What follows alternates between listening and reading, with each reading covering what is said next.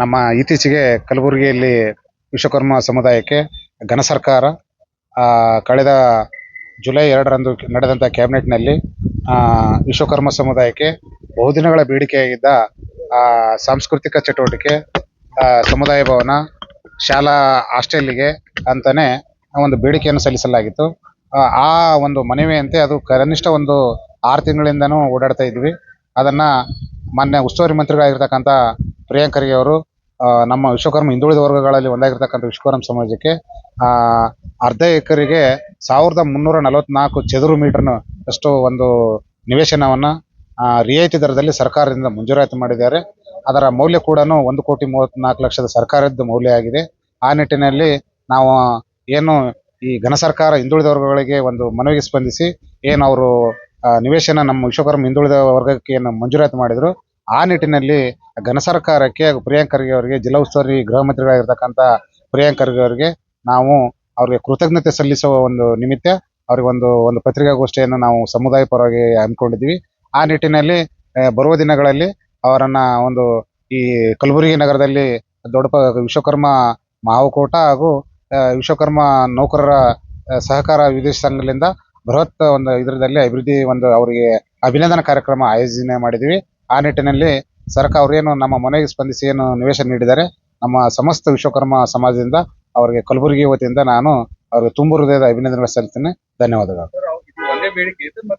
ಹಲವಾರು ಬೇಡಿಕೆಗಳನ್ನು ಕೊಟ್ಟು ಸದ್ಯದ ಮಟ್ಟಿಗೆ ಹಂತವಾಗಿ ಯಾವತ್ತಿಗೂ ಒಂದು 10 ನಾವು ಮನವಿ ಕೊಟ್ಟರು ಕೂಡ ಸರ್ಕಾರ ಒಂದು ಪೂರ್ವ ಪರಿಶೀಲಿಸಿ ಅದು ಇತಿಮಿತಿ ಅನುಗುಣವಾಗಿ ಸಂಬಂಧಪಟ್ಟಾಗ ಒಂದೊಂದು ಇದು ಮಾಡ್ತಾ ಬರ್ತಾ ಇದೆ. ಈಗ ಒಂದು ದೊಡ್ಡ ಮೊತ್ತದ ಒಂದು ದೊಡ್ಡ ಪ್ರಮಾಣದಷ್ಟು ಒಂದು ನಿವೇಶನ ಹಂಚಿಕೆ ಮಾಡಿದ್ದಾರೆ. ಆ ನಿಮಿತ್ತ ನಾವು ಕೃತಜ್ಞತೆ ಸಲ್ಲಿಸಿದ್ದೀವಿ. ಬರುವ ದಿನಗಳಲ್ಲಿ ಅದಕ್ಕೆ ಕಟ್ಟಡಕ್ಕೆ ಅನುದಾನ ಇರ್ಬೋದು ಅಥವಾ ಬೇರೆ ಬೇರೆ ವಿಚಾರಗಳಿಗೆ ನಾವು ದಿನ ರಾಜಕೀಯ ಪ್ರಾತಿನಿಧ್ಯ ಕಡಿಮೆ ಇದೆ. ನಾವು ಈಗ ಅದು ಈ ಮಾತಾಡೋ ಒಂದು ಸಮಯ ಅಲ್ಲ. ರಾಜಕೀಯ ಪ್ರಾತಿನಿಧ್ಯತೆ ಇರ್ಬೋದು, ಆಡಳಿತಾತ್ಮಕ ಇರ್ಬೋದು, ಬೇರೆ ಬೇರೆ ವಿಚಾರದಲ್ಲಿ ನಾವಿನ್ನ ಸೋತಿದ್ದೀವಿ. ಬಟ್ ಸಾಮಾಜಿಕ ನ್ಯಾಯದಡಿ ಇನ್ನೂ ನಮಗೆ ದೊರಕಿಲ್ಲ. ಬಟ್ ಏನಂದ್ರೆ ಕನಿಷ್ಠ ನಮ್ಗೆ ಏನಂತಂದ್ರೆ ರಾಜಕೀಯ ಪ್ರಾತಿನಿಧ್ಯ ಕರಡಿ ಜಿಲ್ಲಾವಾರು ಮಟ್ಟದಾಗ ನಮ್ಮ ಸಮುದಾಯಕ್ಕೆ ಮೊತ್ತದಲ್ಲಿ ಗ್ಯಾದರಿಂಗ್ ಸೇರಕ್ಕೋಸ್ಕರ ನಮ್ಮ ಸಮುದಾಯ ಭವನ ಬೇಕಾಗಿತ್ತು. ಆ ನಿವೇಶನ ನಮ್ಮ ಇಡೀ 40ರಿಂದ 60 ಜನಸಂಖ್ಯೆ ಇರತಕ್ಕಂಥ ಈ ಕಲಬುರಗಿ ನಗರ ಜಿಲ್ಲೆಯಲ್ಲಿ ಆ ಒಂದು ನಾವು ಸೇರ್ತಕ್ಕಂಥ ಒಂದು ಸ್ಥಳ ಇರಲಿಲ್ಲ. ಆ ನಿಟ್ಟಿನಲ್ಲಿ ನಮ್ಮ ವಿಶ್ವಕರ್ಮ ನೌಕರ ಕ್ಷೇಮಾಭಿವೃದ್ಧಿ ಸಂಘ ಏನು ವಿದೇಶಿ ಸಹಕಾರ ಸಂಘ ಇದೆ, ಅದರ ಡಾಕ್ಯುಮೆಂಟ್ಸ್ ಒಂದು ರೂಲ್ಸ್ ಇದ್ರ ತಕ್ಕಂಗೆ ಏನು ಆ ಒಂದು ಇದ್ರ ಮೇಲೆ ಸರ್ಕಾರ ಮಂಜೂರಾತಿ ಮಾಡಿದೆ. ಅದನ್ನ ಸರ್ವ ನಮ್ಮ ವಿಶ್ವಕರ್ಮ ಸಮಾಜದ ಸದುಪಯೋಗ ಮಾಡ್ಕೋಬೇಕಂತ ನಾವು ವಿಶ್ವಕರ್ಮ ಮಹಾಕೂಟ ರಾಜ್ಯಾಧ್ಯಕ್ಷನಾಗಿ ಅವರೆಲ್ಲರಿಗೂ ಒಂದು ಸಲಹೆ ಕೂಡ ಕೊಡ್ತಾ ಇದ್ದೀನಿ. ಇದು ಸರ್ವ ವಿಶ್ವಕರ್ಮ ಸಮಾಜಕ್ಕೂ ನೀಡಿದೆ. ಅದನ್ನೆಲ್ಲರನ್ನು ಪರಿಗಣನೆ ತಗೊಂಡು ಎಲ್ಲರೂ ಒಟ್ಟಿಗೆ ಹೋಗ್ರಿ ಅಂತ ನಾನು ಈ ಸಂದರ್ಭದಲ್ಲಿ ಒಂದು ಕರೆ ನೀಡ್ತಾ ಇದ್ದೀನಿ. ಧನ್ಯವಾದಗಳು. ಅದನ್ನ ಆ ಸಮಯ ನಾವು ತಿಳಿಸಲಾಗ ಸರ್, ಯಾಕಂದ್ರೆ ಇನ್ನ ನಿರ್ಧಾರ ಮಾಡಿದ್ದೇವೆ. ಅದನ್ನ ನಮ್ಮ ಸರ್ವ ನೌಕರ ಸಂಘ ಇರ್ಬೋದು, ನಮ್ಮ ಸಮಾಜದವರು ಕೂತ್ಕೊಂಡು, ಯಾಕಂದ್ರೆ ಒಬ್ಬ ಗೌರವಾನ್ವಿತ ಗೃಹ ಮಂತ್ರಿಗಳವರು ಅವ್ರಿಗೆ ಮಾಡಿದಾರೆ ಅಂದ್ಮೇಲೆ ಒಂದು ಸೂಕ್ತ ವೇದಿಕೆ ಒಂದು ದೊಡ್ಡ ಒಂದು ಇದರಲ್ಲಿ ಆನರ್ ಮಾಡಬೇಕಾಗುತ್ತೆ. ಇವ್ರ ಜೊತೆಗೆ ಇನ್ನೊಬ್ರು ಕೂಡ ಇದ್ದಾರೆ. ನಾನು ಅದನ್ನ ತೀರ್ಮಾನ ಮಾಡ್ಕೊಂಡು ಒಂದು ಕನಿಷ್ಠ ಒಂದು 2-3 ಸಚಿವರನ್ನ ನಾನು ಕರೆತರಕ್ಕೆ ಪ್ರಯತ್ನ ಮಾಡ್ತಾ ಇದ್ದೀನಿ. ಅವ್ರಿಗೆ ಅದು ನಮ್ಮ ಆದ್ಯ ಒಂದು ಕೃತಜ್ಞತೆ ಸಲ್ಲಿಸಿ ನಮ್ಮ ಒಂದು ಅದು ನಮ್ದು ಇದು ಕರ್ತವ್ಯ. ಆ ನಿಟ್ಟಿನಲ್ಲಿ ಅವರಿಗೆ ನಾನು ದಿನಾಂಕ ಕೂಡ ಕೆಲವು ದಿನಗಳು ನಾನು ಪ್ರಕಟಿಸ್ತೀನಿ. ಇದನ್ನ ಸದ್ಯದ ಮಟ್ಟಿಗೆ ನಾವು ಸರ್ಕಾರಕ್ಕೆ ಕೃತಜ್ಞತೆ ಸಲ್ಲಿಸಬೇಕು ಪತ್ರಿಕಾಗೋಷ್ಠಿ ಆಯಿಸಿ.